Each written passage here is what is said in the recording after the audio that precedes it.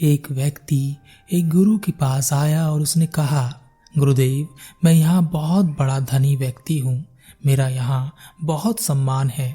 सब लोग मेरी बहुत इज्जत करते हैं। मैं जहाँ जाता हूँ लोग वहाँ खड़े हो जाते हैं। मैं चाहता हूँ कि लोग मेरा ऐसा ही सम्मान करते रहें, मेरा कभी कोई अपमान ना करे। और अगर किसी ने कभी मेरा अपमान कर दिया तो मुझे क्या करना चाहिए? गुरु ने कहा, कल से मैं यहाँ एक प्रवचन दे रहा हूँ। तुम्हें वह प्रवचन रोज सुनने होंगे। पूरे 10 दिन यहाँ मैं प्रवचन दूंगा। अगर तुमने 10 के 10 दिन प्रवचन सुन लिए तो फिर तुम्हारा कोई अपमान ना कर सकेगा। व्यक्ति ने कहा, जी गुरुदेव, जैसा आप कहें मैं बिल्कुल वैसा ही करूँगा और पूरे 10 दिन आऊँगा और आपका हर प्रवचन बड़े ध्यान से सुनूंगा। गुरु ने अगले दिन से प्रवचन देना शुरू कर दिया। वह व्यक्ति भी वहां उपस्थित हुआ और अपने साथ एक बड़ी और ऊंची कुर्सी लेकर आया और उस कुर्सी को गुरु के बगल में लगा दिया। उस कुर्सी पर वह विराजमान हो गया। सभी लोग उस व्यक्ति के सामने खड़े हो गए। उसने सबको बैठने के लिए कहा और गुरु से कहा, गुरुदेव, चलिए अपना प्रवचन शुरू कीजिए, मैं सुनने के लिए तैयार हूँ। गुरु ने कहा, तुम यहाँ से उठो और पीछे जाकर खड़े हो जाओ। जब तक कि मैं ना कहूँ मत बैठना। यह बात सुन उस व्यक्ति को बड़ा अजीब लगा। फिर भी वह उठा और पीछे जाकर खड़ा हो गया। गुरु ने अपना प्रवचन देना शुरू किया। बहुत देर हो गई पर गुरु ने उसे बैठने के लिए कहा ही नहीं। उसने गुरु को प्रवचन देते समय रोक कर कहा, गुरुदेव, आप कुछ भूल तो नहीं गए हैं? मैं अभी भी खड़ा हूँ। गुरु ने कहा, कोई बात नहीं, तुम अभी खड़े रहो। पूरा प्रवचन समाप्त हो गया पर गुरु ने उस व्यक्ति को बैठने के लिए कहा ही नहीं। सभी लोग गुरु को प्रणाम कर वहां से चले गए। वह व्यक्ति गुरु के पास आया और कहा, गुरुदेव, आपने मुझे पूरे प्रवचन के दौरान पीछे खड़े रखा। वह व्यक्ति गुरु के पास आया और कहा, गुरुदेव, आपने मुझे पूरे प्रवचन के दौरान पीछे खड़े रखा। आपने तो मुझे बैठने के लिए कहा ही नहीं। गुरु ने कहा, कोई बात नहीं, अब तुम जा सकते हो। वह व्यक्ति फिर से अगले दिन गुरु के प्रवचन में आया और अपनी उस ऊंची कुर्सी पर बैठ गया और गुरु से कहा, गुरुदेव, कल का प्रवचन बहुत ही बढ़िया था, आज का प्रवचन शुरू करें। गुरु ने कहा, बिल्कुल, आज का प्रवचन मैं शुरू करूंगा, पर इससे पहले तुम वहां पीछे जाकर खड़े हो जाओ और जब तक मैं ना कहूं तब तक मत बैठना। उस व्यक्ति को बहुत अजीब लगा। इतने सारे लोगों के सामने जो लोग उसका इतना सम्मान करते हैं कि उसके आते ही खड़े हो जाते हैं, वह सब लोग बैठे रहे और वह पीछे खड़ा रहे। फिर भी वह पीछे जाकर खड़ा हो गया। गुरु ने इस बार भी उसे बैठने के लिए नहीं कहा। पूरा प्रवचन समाप्त हो गया। अब वह व्यक्ति बहुत परेशान था। उसे समझ नहीं आ रहा था कि गुरु उसके साथ ऐसा क्यों कर रहे हैं। वह उसे बैठने क्यों नहीं दे रहे। जब वह रास्ते पर चलता तो उसे लगता कि सभी लोग उसे देख रहे हैं, उसका मजाक उड़ा रहे हैं। उसके मन को बहुत ठेस लग रही थी। आखिरकार तीसरे दिन उसने निश्चय किया कि मैं आज बैठकर ही रहूंगा, चाहे गुरु कुछ भी कहें। आखिरकार मेरा भी तो कोई सम्मान है। मैं इस नगर का सबसे धनी और सम्मानित व्यक्ति हूँ। तीसरे दिन वह फिर से गुरु के प्रवचन में पहुंचा और अपनी ऊंची और बड़ी कुर्सी पर बैठ गया। गुरु कुछ कहते इससे पहले ही वह बोला, गुरुदेव, मैं यहाँ एक सम्मानित धनी व्यक्ति हूँ, आज मैं पीछे खड़ा नहीं रहूंगा। गुरु ने कहा, कोई बात नहीं, तुम यहीं बैठो।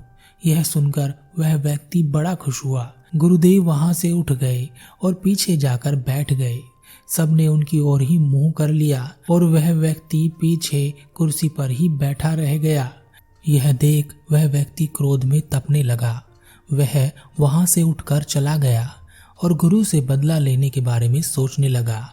उसने एक तरकीब सोची।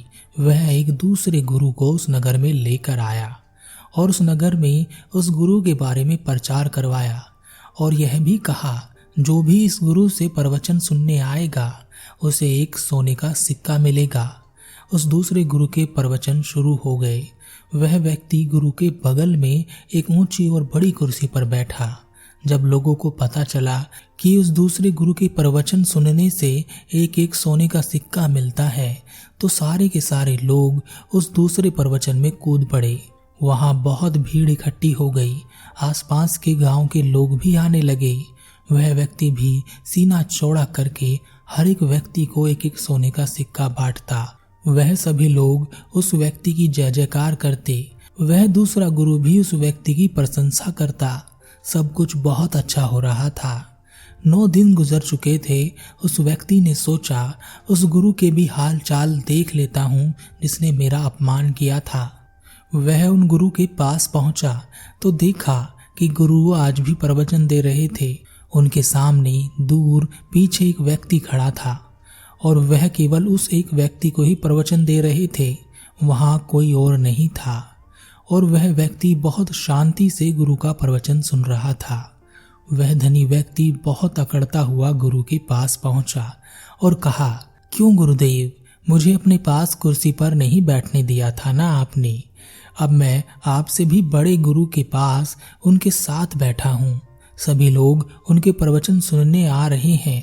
सभी लोग मेरी जय जयकार कर रहे हैं।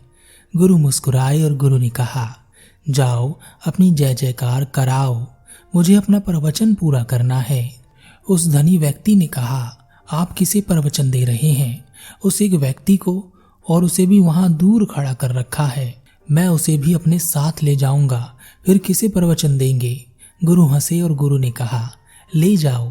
उस धनी व्यक्ति ने उस पीछे खड़े हुए व्यक्ति से कहा, चलो मेरे साथ, इनसे भी अच्छा प्रवचन मैं उन दूसरे गुरु से दिलवा रहा हूँ, और अगर तुम मेरे साथ चलोगे तो मैं तुम्हें एक नहीं 100 सोने के सिक्के दूंगा। उस व्यक्ति ने मना कर दिया। उस धनी व्यक्ति ने फिर से कहा, चलो 1000 सिक्के देता हूँ। उस व्यक्ति ने फिर से मना कर दिया। उस धनी व्यक्ति ने कहा, चलो यह सब छोड़ो, 10,000 सिक्के देता हूँ। उस व्यक्ति ने फिर से मना कर दिया। उस धनी व्यक्ति के अहंकार को ठेस पहुंच रही थी। उसने कहा, इतना दूंगा कि तुम्हारी 7 पुश्तें बैठ कर खाएंगी, जमीन भी दूंगा और 1 लाख सोने के सिक्के भी दूंगा।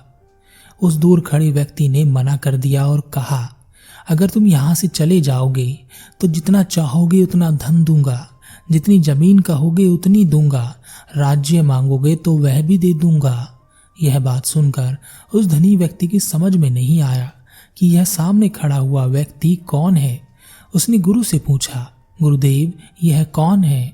गुरु ने कहा, यह इस देश के राजा हैं। उस धनी व्यक्ति ने ध्यान से देखा और राजा को पहचान लिया। वह सीधा राजा के चरणों में गिर गया और कहा, महाराज माफ करें, मैंने आपको पहचाना नहीं था। तब गुरु ने कहा, क्या राजा के चरणों में गिरने से तुम्हारे अहंकार को ठेस नहीं पहुंचती? क्या तुम्हारा सम्मान नहीं घटता? उस व्यक्ति ने कुछ नहीं कहा। तब गुरु ने कहा, सुनो, जब तुम आए थे उसी दिन यह राजा भी मेरे पास आए थे। इनका प्रश्न भी वही था जो तुम्हारा था। जो मैंने तुमसे कहा था वही इनसे भी कहा था, पर यह अभी तक वहीं खड़े हैं जहां मैंने इन्हें खड़ा किया था, और तुम वहां खड़े हो जहां तुम खड़ा नहीं होना चाहते थे। तुम्हें तो अपने प्रश्न का उत्तर चाहिए था और तुम किस खेल में लग गए? राजा ने कहा, मित्र, मैंने इन 9 दिनों में सीखा कि हमारा अपमान नहीं होता, हमारे पद का, हमारी प्रतिष्ठा का अपमान होता है। जब हम अपने आप को किसी बाहरी वस्तु से जोड़ लेते हैं तब हमारा अपमान होता है। मैं राजा हूं तो मेरे चरणों में गिरने पर तुम्हें कोई आपत्ति नहीं है। कोई गरीब होगा तो उसके चरणों में तुम गिर ना सकोगे, और अगर गिर गए तो तुम्हारा पद और तुम्हारी प्रतिष्ठा तुम्हें अपमान का एहसास कराएगी। हमेशा अपने स्वाभिमान और अधिकार की रक्षा करो, अपने अहंकार की नहीं। जहां मौका मिले अपने अहंकार को टूट जाने दो। मैं यहाँ 9 दिनों से खड़ा हूँ और मेरा अहंकार तहस नहस हो गया है। मैं एक साधारण व्यक्ति बन गया हूँ जो एक राजा भी है। इससे पहले मैं एक राजा था जो एक असाधारण व्यक्ति था। इसी अहंकार के कारण मुझे छोटी छोटी बातों में भी अपना अपमान नजर आता था, जो आज नहीं है। यह सुनकर वह धनी व्यक्ति गुरु के चरणों में गिर गया और उसने गुरु से माफी मांगी।